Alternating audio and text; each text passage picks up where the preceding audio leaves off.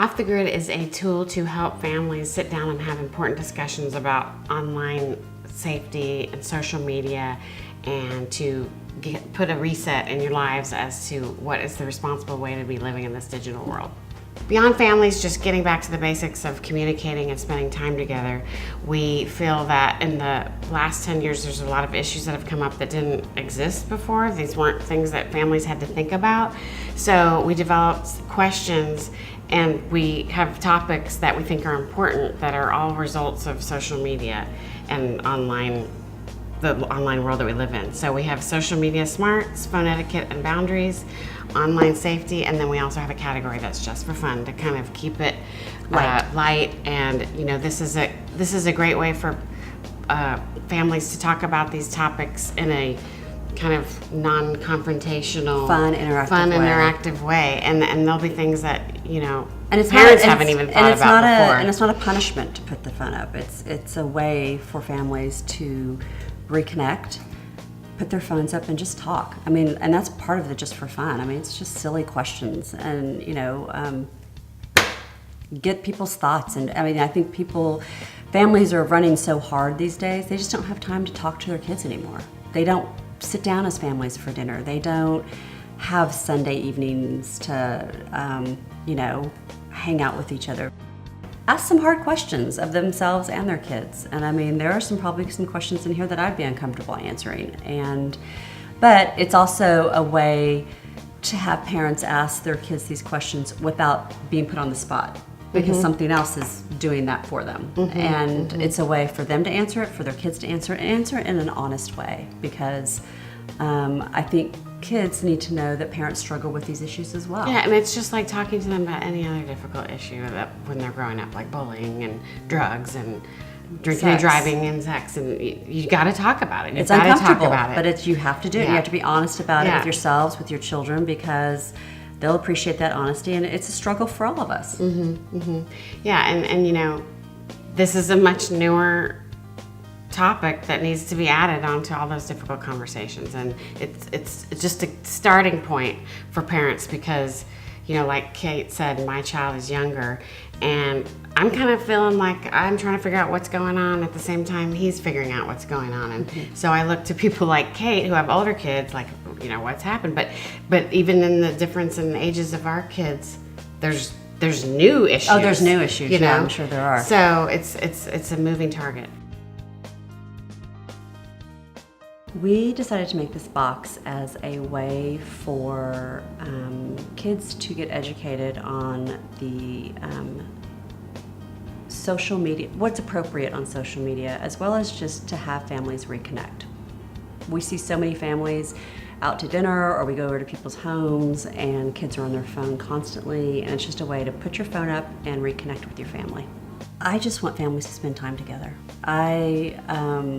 I realize I have 2 children, and one of them's going to be gone in 2 years, one of them's going to be gone in 4 years, and we don't have a lot of time with them. For me, I feel it's just very, very important to know what your kids are doing, what they're being exposed to, and what they're being taught is appropriate and not appropriate, and it transfers into other values just in how you're having relationships in your daily life. It's not just when you're on the phone, it's your everyday relationships. And it's just really important because of the nature of the online world and social media. There's so much that could be going on that you're not aware of, and it can lead you down some dark and dangerous paths that can have long-term effects. And I think that's a really good point that we should explain, is that you are on a very early stage, because Leo does not have a phone yet, and my girls have had phones now for 4 or 5 years. So you have a different perspective than I do, and I think that's important. But I think it's a range. It's from teaching them the appropriateness as they get a phone to once they have a phone, how they should behave when they have a phone, and also just being able to put up a phone and not be so addictive and addicted to that device, and addicted to what people are doing without being able to check. I want people to be present. I think that is a big deficit that we see, just being present in a conversation, being present when you're with your family.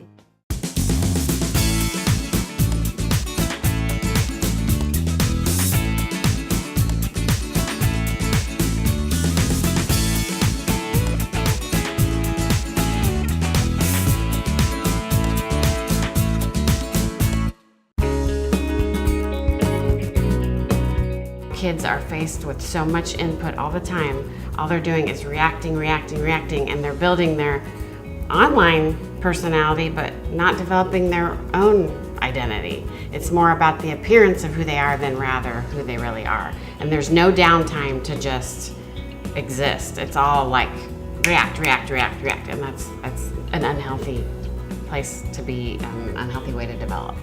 Kids are not having any time to just be bored like we did when we were kids, and boredom is what helps you self-reflect and develop your sense of identity. And now kids are more worried about what does their online identity show everyone instead of caring about who they really are.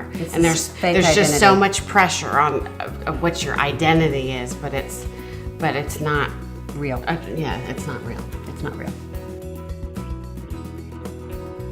You have a different perspective than I do, and I think that's important. But I think it's a range. It's from teaching them the appropriateness as they get a phone to once they have a phone, how they should behave when they have a phone, and also just being able to put up a phone and not be so addictive and addicted to that device and addicted to what people are like doing without being able to check every 2 minutes. And now the medical community is actually recognizing something called tech addiction, and there are outpatient programs. That a hospital in Pennsylvania just opened the first inpatient 10-day program, I believe it is, for tech addiction. I mean, it's a real thing, and science has shown that the chemical reactions going on in your brain are pretty similar to what happens to an addiction to heroin, a chemical. Yeah. And that's pretty scary, But that could start at a really young age and have lasting effects on how your brain is developing.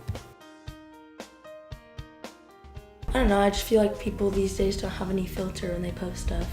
Like they just like don't realize that that some things will affect others, and they don't affect, even if they don't affect them. I think that most people just do go with society and laugh at it and stuff and don't show that they are compassionate, but some people do fight against it, and I believe that I'm one of those people because it really makes me sad seeing those things. Have you Oh ever wait, I have something. When I first got social media, I was really caught off guard when I'd see stuff like that. I'd be like, why would someone post that? But as sad as it is, now it's kind of just normal to see. Sometimes I still say stuff like, what is this? Or why would you post something like this? But now it's just normal to see, which is kind of sad. When I go to camp for 2 weeks, I'm looking forward to it because lately just everyone's been posting weird stuff, and sometimes it's rude, and whenever I get away from my phone for 2 weeks, and you don't even think about it when you're having fun. I wish my friends could learn to put their phones down, but if they have their phones, I don't just want to be sitting there, so I get on my phone too. Because you don't want to feel left out. Yeah, because I don't want to just sit there awkwardly, try and get their attention. Yes. Well, I go to a sleepaway camp, and it's really fun because you get to do a lot of outdoor activities, and there are non-indoor activities, and you can't bring electronics, and I like that. Yeah, it's good to because it's unplug. fun. It's unplugged. Water, you can swim, and then you do sports, and then there are 2 teams, and at the end, I actually do try and get my friends off their phone. Me, Jesse, and Bryn, whenever we hang out, we never really get on our phones. We like to be off our phones and just hang out and talk. People like having that attention on them and like having things posted of them. If they have social media, I post it, but if they ask to get it deleted, I obviously delete it if it's embarrassing them. I didn't get my phone till a few months into 6th grade because my parents realized I needed one to call them and stuff. And then I didn't get Snapchat till Christmas of 6th grade, I think. But I see kids in 3rd grade and 2nd grade getting phones, and that's just weird because they're obviously going to be 10 times worse than us by the time they get to our grades, and it's just getting younger and younger. And everyone always talks about how they want to end everyone being on their phone, and then you see them on their phone, or you see them giving their kids technology. My parents do it, my sister does it, or sometimes we'll be at restaurants, and then I just we're all on our phones, so I just look up, and it you see the whole restaurant, everyone's on their phones, and you realize how sad that must look like. Sometimes I feel that way too. It's not a lot, but sometimes. You feel what? They're not paying attention because they're on the phones. But sometimes it's because of work. That's a lot of. But is it? I feel Also, I feel No, you can go. So at restaurants, there are like 2 chair tables, and those 2 people are on their phones, not talking to each other. I think that's It's kind of sad, isn't it?